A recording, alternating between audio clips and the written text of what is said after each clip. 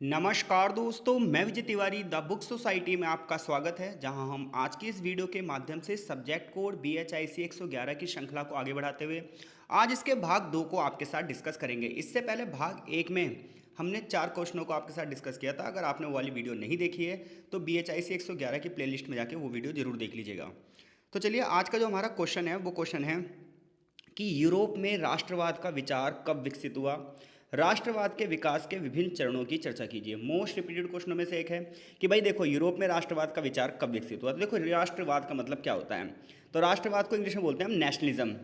और अगर साधारण शब्दों में बात कहूँ तो लोगों के अंदर देशभक्ति की भावना, तो अपने देश के प्रति जो भावना है इसे हम राष्ट्रवाद की भावना कहते हैं।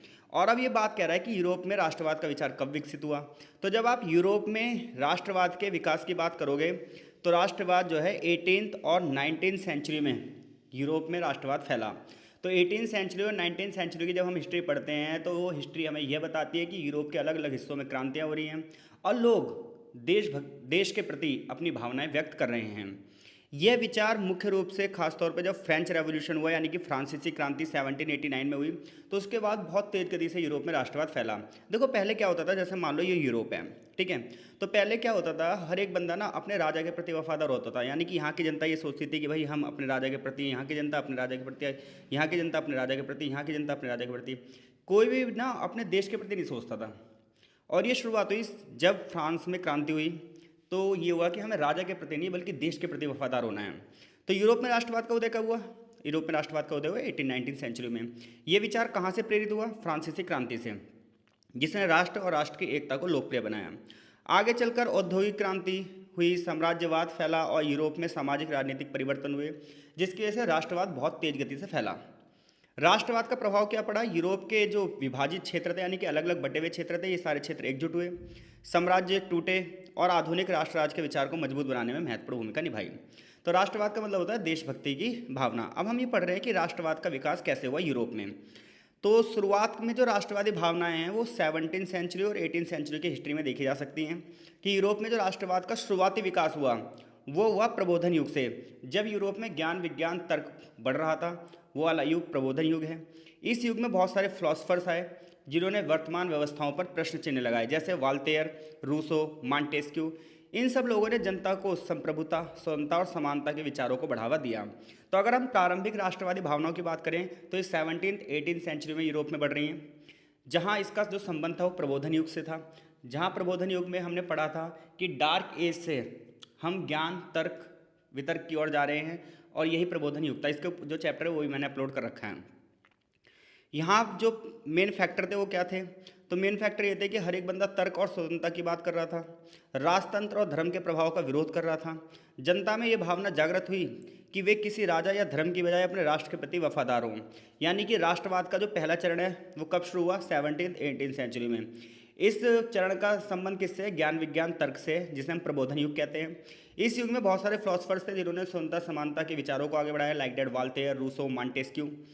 यहाँ पर तर्क और स्वतंत्रता पर आधारित समाज की बात की गई और जनता में ये भावना आ गई, ये फीलिंग आ गई कि भाई वो किसी राजा या धर्म की बजाय अपने राष्ट्र के प्रति ज़्यादा वफादार हों। अब दूसरे चरण में क्या हुआ, 1789 में क्या हुआ, फ्रेंच रेवोल्यूशन हुआ।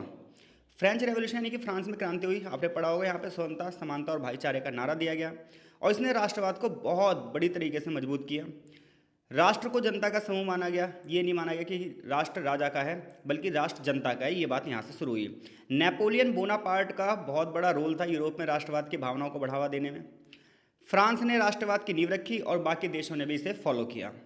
19th सेंचुरी की अगर मैं बात करूँ तो 19th सेंचुरी में बड़े पैमाने पर औद्योगिक क्रांति हुई, यानी कि बड़े पैमाने पर प्रोडक्शन बढ़ गया, कारखानों में सामान बनने लगा। नई शिक्षा प्रणाली आई जिसने राष्ट्रवाद का एक बड़ा आधार तैयार हुआ। इस चरण में राष्ट्रवाद स्वतंत्रता, लोकतंत्र और संविधान निर्माण के विचारों से प्रेरित था।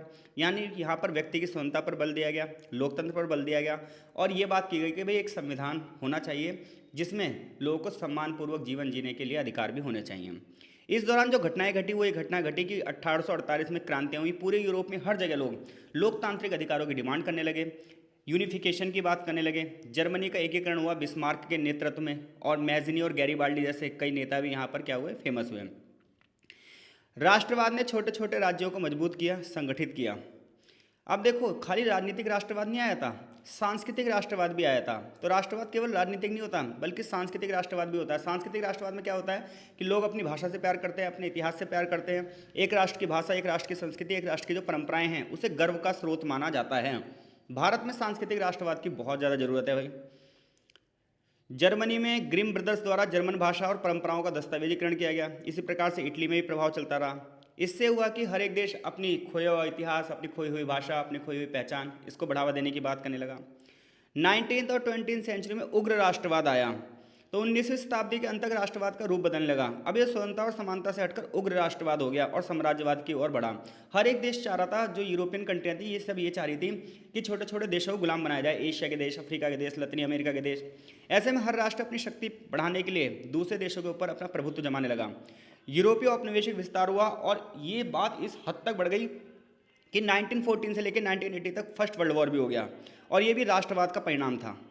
तो अगर क्वेश्चन आपसे ये पूछा जाता है कि यूरोप में राष्ट्रवाद का विकास कहाँ से शुरू हुआ, इसके विभिन्न चरण बताइए, तो जब आप यूरोप में राष्ट्रवाद की बात करोगे तो देखो, राष्ट्रवाद का मतलब होता है देशभक्ति की भावनाएं। यूरोप में राष्ट्रवाद की जो शुरुआत है वो 17th 18th सेंचुरी से शुरू हुई है और यहाँ पर जो विकास का पहला चरण था राष्ट्रवाद के, वो प्रबोधन से शुरू होता है और अंत जो होता है ये फर्स्ट वर्ल्ड वॉर तक ले जाता है। क्योंकि देखो, राष्ट्रवाद एक ऐसी चीज़ है जिसमें व्यक्ति अपने देश के प्रति इतने खतरनाक तरीके से सोचने लग जाता है कि अब उसे लगता है कि बस और कोई दुनिया में नहीं है, और ये चीज़ युद्ध को भी बढ़ावा देती है।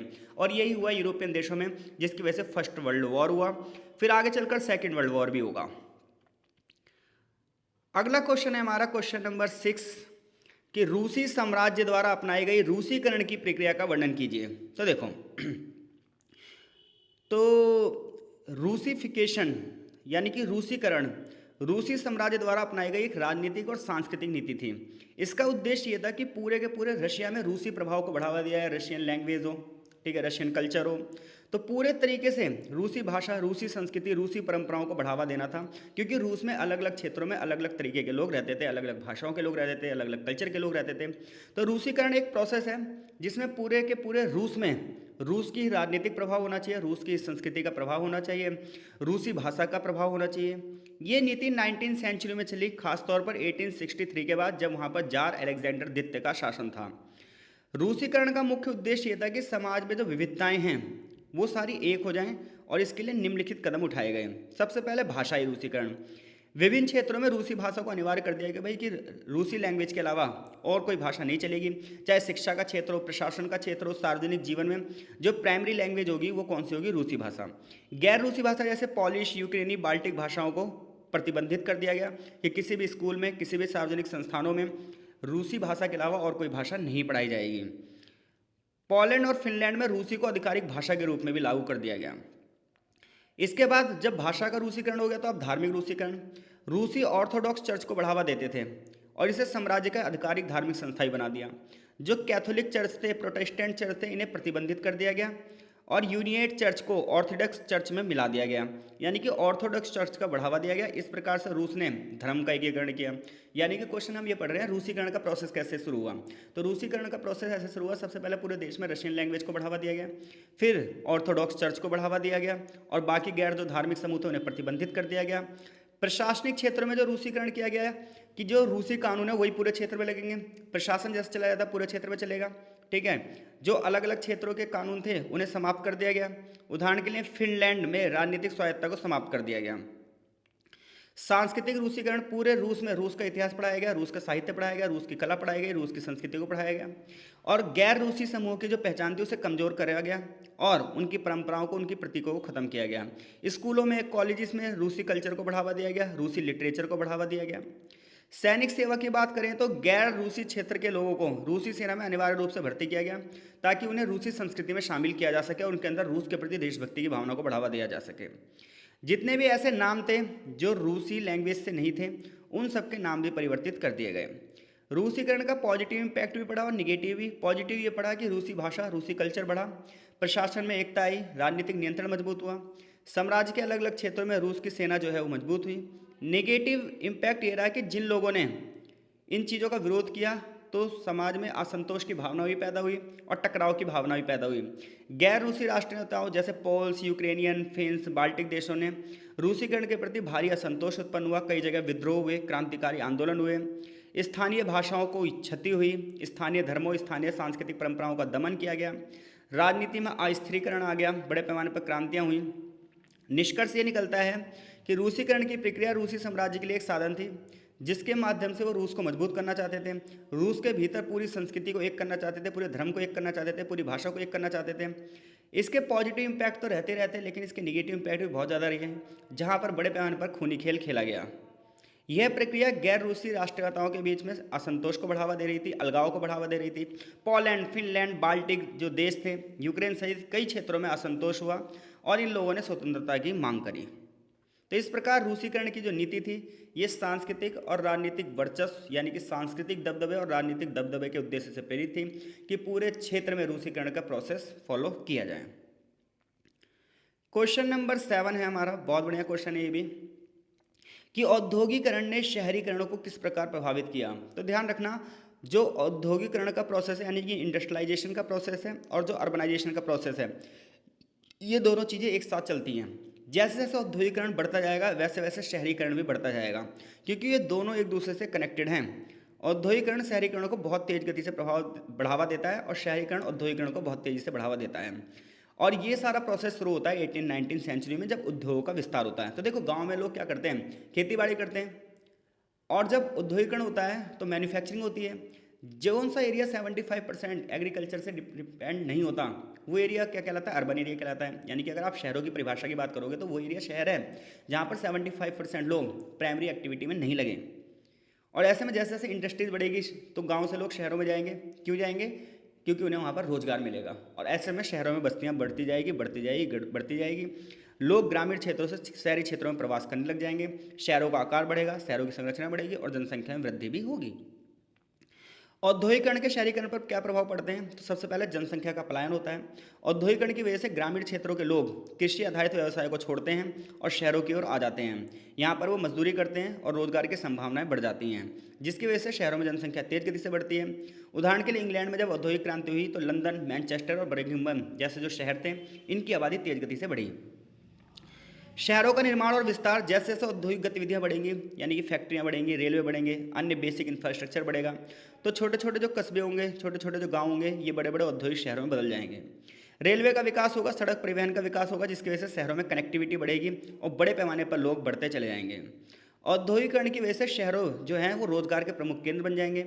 इन क्षेत्रों में लोग ना सिर्फ रोजगार की तलाश में बल्कि व्यापार की तलाश में, सेवा सेक्टर और अन्य इंडस्ट्रीज़ के विकास के लिए आएंगे। जैसे कि अमेरिका के शहरों की बात की जाए, खासतौर पर शिकागो की, डेट्रॉइट की, तो ये बड़े बड़े आर्थिक केंद्रों के रूप में उभर चुके हैं, जिससे शहरीकरण को बढ़ावा मिला है। बढ़ती हुई जनसंख्या की वजह से घर बनने शुरू हो जाएंगे, ट्रांसपोर्टेशन बढ़ेगा और सार्वजनिक जैसे पानी बिजली की मांग बढ़ेगी और धीरे धीरे करके शहरों का डेवलपमेंट होने लग जाएगा। लेकिन साथ ही साथ झुग्गी बस्तियों का निर्माण भी होगा, क्योंकि बहुत सारे लोग शहरों में आकर ज़मीनें नहीं खरीद पाएंगे और ऊंचे किरायों की वजह से वो उन किराए के घरों में भी नहीं रह पाएंगे। औद्योगिकरण की वजह से संस्कृति में परिवर्तन आएगा, क्योंकि गांव की जो संस्कृति होती है वो सॉलिड होती है, उसमें परिवर्तन करना बड़ा मुश्किल होता है। लेकिन शहरों में मिश्रित संस्कृतियां होती हैं और विभिन्न क्षेत्रों और समाज के लोग एक साथ रहने लग जाते हैं। अगर आप औद्योगिकरण को बढ़ावा दोगे तो कच्चे माल को फैक्ट्री तक ले जाने के लिए, तैयार सामान को बाजार तक ला जाने के लिए ट्रांसपोर्टेशन की जरूरत होगी। तो ऐसे में रेलवे का विकास होगा, सड़कों का विकास होगा, बंदरगाहों का भी विकास होगा, जिससे शहर और तेज गति से बढ़ेंगे। रेलवे का जो नेटवर्क होगा ये शहरी इलाकों को ग्रामीण इलाकों से जोड़ेगा और ऐसे में बड़े पैमाने पर लोग ग्रामीण क्षेत्रों से शहरी क्षेत्रों में आवाजाही करेंगे। औद्योगिकरण का निगेटिव इम्पैक्ट ये होगा कि पर्यावरण प्रदूषित होगा, भीड़ भाड़ बढ़ती जाएगी और स्वास्थ्य सुविधाओं पर दबाव बढ़ता जाएगा। सांस्कृतिक केंद्र की बात करें तो शहरीकरण जो है वो शिक्षा को बढ़ावा देगा, कला को बढ़ावा देगा, विज्ञान को बढ़ावा देगा, सांस्कृतिक गतिविधियों को बढ़ावा देगा। ऐसे में नए नए संस्थान खुलेंगे, नए नए लाइब्रेरीज खुलेंगी, सभागार खुलेंगे और ऐसे में शहरी जीवन पूरी तरीके से बदलता जाएगा। निष्कर्ष ये निकलता है कि भाई एक छोटी सी इंडस्ट्री भी अगर हम लगा रहे हैं तो पूरी सोसाइटी को प्रभावित कर रही है, और यहाँ पर तो पूरे औद्योगिकरण की बात की जा रही है। तो पूरा का पूरा जो औद्योगिकरण है वो शहरीकरण को बहुत तेज गति से प्रभावित करेगा, ग्रामीण समाज की पारंपरिक संरचना को बदलेगा और आधुनिक शहरी समाज को बढ़ावा देगा। रोजगार बढ़ेगा, बेसिक इंफ्रास्ट्रक्चर बढ़ेगा, इकोनॉमिक डेवलपमेंट होगी, बड़े पैमाने पर समाज में असमानता ही पैदा होगी, अमीर अमीर होंगे, गरीब गरीब होंगे। एक तरफ तो आलीशान घर बनेंगे और दूसरी तरफ झुग्गी झोपड़ियों का भी निर्माण होगा। आखिरी क्वेश्चन है हमारा इस पीडीएफ का कि वर्गीय समाज को परिभाषित कीजिए। आधुनिक वर्गीय समाज का उदय किस प्रकार से हुआ है? तो देखो, वर्ग को इंग्लिश में बोलते हैं क्लास। और हमेशा दो क्लास तो थी ही, एक अपर क्लास और एक लोअर क्लास।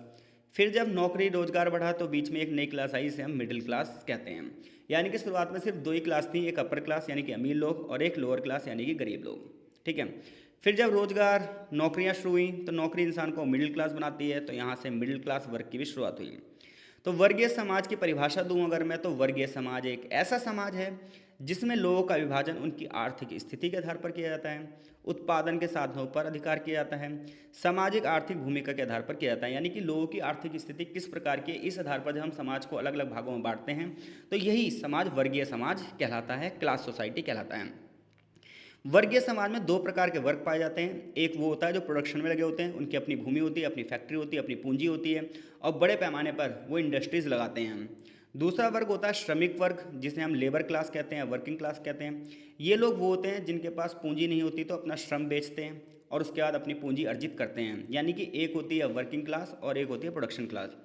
यह विभाजन ऐतिहासिक प्रक्रिया के दौरान विकसित हुआ है और जैसे जैसे औद्योगिकरण आगे बढ़ा है वैसे वैसे ये वर्ग और गहरा होता गया है। आज के टाइम की अगर मैं बात करूं तो देखो, आधुनिक वर्गीय समाज का उदय सामंती समाज से हुआ है। सामंती समाज जैसे जैसे खत्म होता गया और सामंत, किसान और चर्च नए नए संबंधों पर आधारित होते गए। इसे मैं समझाऊं तो पहले पूरा क्षेत्र ऐसे है और राज्य ने क्या करा है, राजा ने इस क्षेत्र को छोटे छोटे भागों में बांट रखा है और हर भाग का एक अधिकारी है जिसे हम सामंती कह रहे हैं, जिसका काम है उस क्षेत्र से टैक्स की वसूली करना। तो ऐसे में इस सामंती जो है ये अपर क्लास में आ गया और सारे गांव वाले गरीब क्लास में आ गए। अब क्या हुआ, जब इस सामंतवाद खत्म हुआ और पूंजीवाद का दौर शुरू हुआ तो बड़े पैमाने पर पूरे सोसाइटी का स्ट्रक्चर ही बदल गया। 18वीं शताब्दी में जब औद्योगिक क्रांति हुई तो मशीनों का निर्माण हुआ, औद्योगिक उत्पादन का निर्माण हुआ, जिससे समाज में अमीरी गरीबी का भेदभाव और बढ़ गया। एक पूंजीपति वर्ग आ गया जो लोग फैक्ट्री और पूंजी के मालिक थे, एक श्रमिक वर्ग आ गया जो लोग मजदूरी के आधार पर काम करते थे। पूंजीवाद ने उत्पादन के साधनों पर निजी स्वामित्व यानी कि प्राइवेट सेक्टर को बढ़ावा दिया और प्रॉफिट को बढ़ावा दिया। इससे वर्गीय विभाजन और गहरा होता गया, अमीर अमीर होते चले गए, गरीब और गरीब होते गए। एक वर्ग वो था जो लाभ कमा रहा था और एक वर्ग वो था जो अपनी मेहनत बेच रहा था। समाजवाद और श्रमिक आंदोलन का प्रभाव ये हुआ कि कार्ल मार्क्स, फ्रेडरिक एंगल जैसे जो फिलोसफर्स थे, इन लोगों ने कहा कि पूंजीपति वर्ग श्रमिक वर्ग का शोषण कर रहा है, श्रमिक वर्ग को यूनियन बनानी होगी, क्रांति करनी होगी और अपने अधिकार छीनने होंगे। औद्योगिकरण और शहरीकरण ने मध्यम वर्ग को बढ़ावा दिया, मिडिल क्लास को बढ़ावा दिया। श्रमिक वर्ग के बीच में एक नया वर्ग था, इसमें छोटे छोटे व्यापारी थे, पेशेवर थे, डॉक्टर, वकील और छोटे छोटे व्यवसायी सब मिडिल क्लास में आते थे। आज के टाइम की बात करें तो आज के टाइम पे एक हाई क्लास है यानी कि उच्च वर्ग है, एक मध्यम वर्ग है और एक निम्न वर्ग है। ज़्यादातर लोग कृषि आधारित अर्थव्यवस्थाओं में, उद्योगों में और सेवाओं में काम कर रहे हैं और विश्व के स्तर पर ये संबंध पूरी तरीके से प्रभावित हो रहे हैं। आज आधुनिक समाज में वर्गीय स्थिति में बदलाव आ रहा है। शिक्षा के आधार पर, धन के आधार पर, कौशल के आधार पर अपनी क्लास बदली जा सकती है। आज शिक्षा के दम पर, स्किल्स के दम पर लोअर क्लास मिडिल क्लास में आ रही है और मिडिल क्लास हाई क्लास की ओर आगे बढ़ रहा है। निष्कर्ष ये निकलता है कि जो वर्गीय समाज है ये इतिहास से शुरू हो रहा है और आर्थिक स्थिति और सामाजिक प्रोसेस का एक परिणाम है। सामंती समाज से लेकर आज तक वर्गीय विभाजन धीरे धीरे बढ़ रहा है और आज ये समाज में गहराई से विकसित हो चुका है। हालांकि असमानता को खत्म करने के लिए कई विचारकों ने चुनौतियां दी हैं, लेकिन वो विचारक केवल किताबों में ही रह गए हैं। कुल मिलाकर ये है कि अगर हमें एक समाजवादी, समतावादी समाज का निर्माण करना है तो हर एक व्यक्ति को इन असमानताओं को खत्म करने के लिए प्रयास करना पड़ेगा। आशा है वीडियो आपके लिए हेल्पफुल रहेगी। मिलते हैं आपसे नेक्स्ट सब्जेक्ट कोड के साथ, तब तक के लिए आपका बहुत बहुत धन्यवाद।